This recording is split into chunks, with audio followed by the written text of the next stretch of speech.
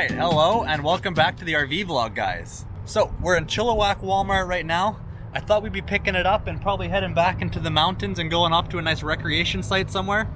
We're about wrapped up here in the lower mainland now. We visited our friends and saw their newborn baby. That was cool.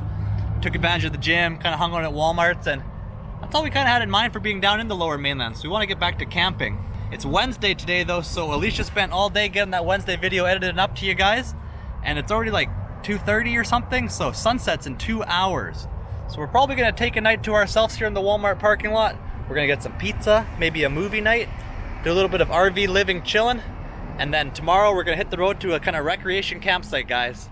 That is the plan right now. There just didn't seem to be much point to head out to a recreation site when sunset's gonna be in 2 hours.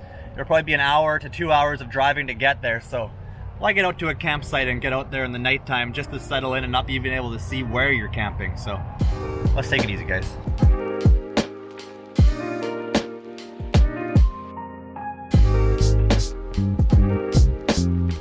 Alright, so our app says that our pizza is ready to be picked up, so we're on our way to go do that. Oh my god, it's way too cold to be out here. Oh, good.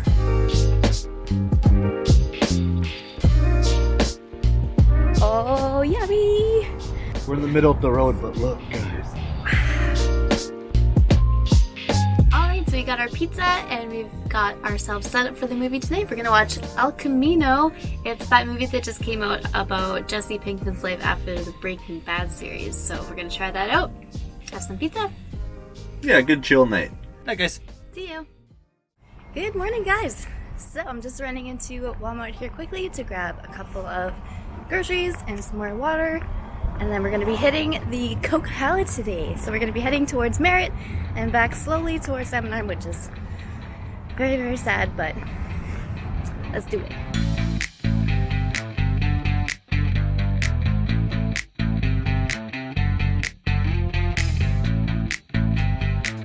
And here we are, guys. Got the generator going. We have Anytime Fitness in the background right there.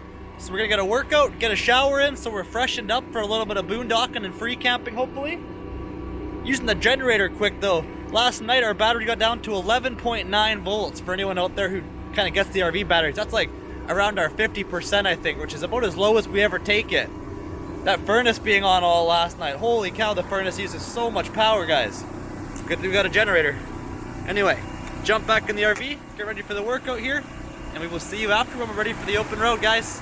Let's go! And just like that, we're freshened up, guys. We are now gonna take the Coquihalla, which is one of the infamous BC roads, but check the weather. Didn't look like there's any snow or anything coming in right now, so we're good to go that way. And we're gonna camp at a place called Kentucky Alleyne Lake, I believe. It's a provincial park, but it's free right now as well, so it should be pretty beautiful. So let's hit the road and we'll take you guys there with us.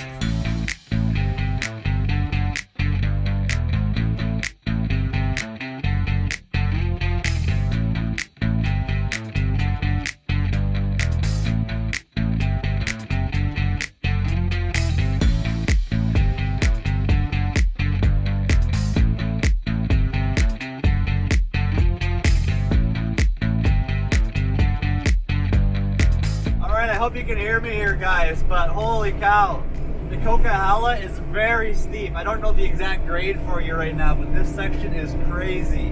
We're revving away at 3,500 RPMs trying to do 75 kilometers right now, and we're flying past semis. Come on, RV. This is a killer. The Fraser Canyon, it takes an hour longer, but it's super scenic, and it's not nearly as steep. That's why it's a bit longer. But we're going to a campsite this way, so we're trucking through it.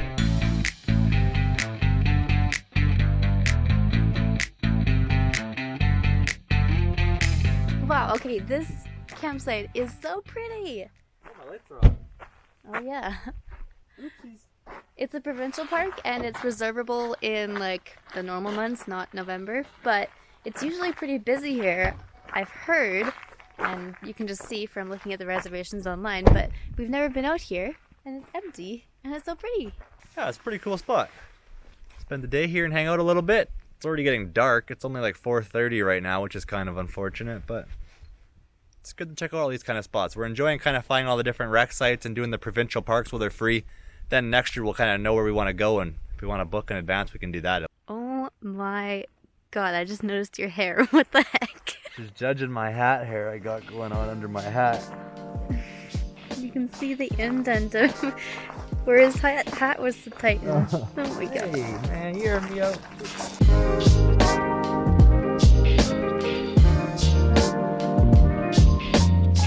Now that we're settled in and the slide's out, I think we're gonna do a pasta for dinner, but I want to get a time lapse of these beautiful clouds and the lake in the background here. So with the rain going, I am gonna have to use our Papa John's pizza box from last night as a rain shelter for you guys to leave you out here.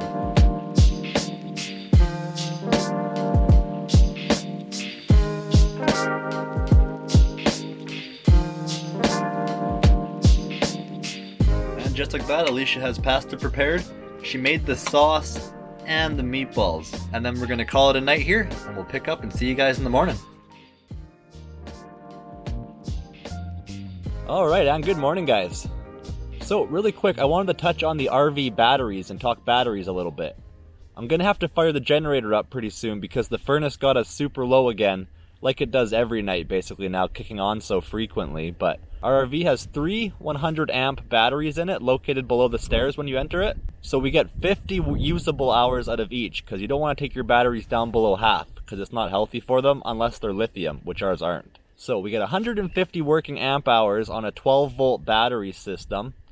There's a chart I have on my phone. I've learned it pretty good by now. This shows the different percentages you have left on your 12 volt system. We bought this little Moto Master kind of volt reader in Canadian Tire. I think it was like $12 or $15, and it tells you exactly how many volts are currently available in your battery system, which is kind of neat. Our RV, the way it came with when we first got it, there's a little wall button you press and it tells you if your batteries are empty, 1/3, 2/3, or full. So it really doesn't give you any specific accuracy. If you take your batteries down below half, let alone if you run them down to 40, 30, 20%, you actually risk killing your batteries as well. That's a big fear we have, of course, because if you take it too low, basically they won't be able to recharge fully and you'll ruin the lifespan on them. And I would say to replace all 3 of our batteries would probably cost anywhere from, what are batteries, like $200 a piece or something like that at least. So between $700 and maybe $1,000 even with taxes and everything thrown in. So you definitely don't want to ruin your batteries. And you may want to look into getting the little Moto Master volt reader like we have so you can accurately track it, because with the system the RV gives you, just with the 1/3, 2/3 method, I could easily see someone ruining their batteries and not getting an actual accurate reading. So compared to with this voltmeter, it'll show you where you're at as long as you have nothing on, and then the more appliances and things you turn on like lights, it slowly lowers the volts. So the bigger the draw, the more it'll temporarily lower it, and that's kind of how I gauge how efficient or inefficient something is electronic wise as well. So for example, this morning we're right at the low end, about 50% of our battery is at 11.9 on the wall. But when the furnace comes on, it kicks it down to 11.3 volts. So the furnace, for example, draws 0.6 off of that whole thing. So when it kicks on, it takes a lot. An LED light bulb, on the other hand, you turn that on and it'll take 0.01, if not even noticeable. So lights are super negligible unless you leave them on all day, of course. It's going to be a generator kind of day, guys. So I'm going to go flick that generator on here now. Hopefully this brief little electricity crash course will help and make a little bit more sense on how we use the batteries and everything in the RV, and also why the furnace is super inefficient this time of year. So we have the generator running, make a little bit of power. We're going to go for a morning walk here. Get that out of the way and check out this beautiful day. The sun's even coming out. It's such a crazy idea that like after the time change now especially, we always arrive at our campsites when it's getting dark, and it's getting really, really cold when it gets dark. So we never really go out and like explore where we're at until the next morning. So kind of a funny idea, but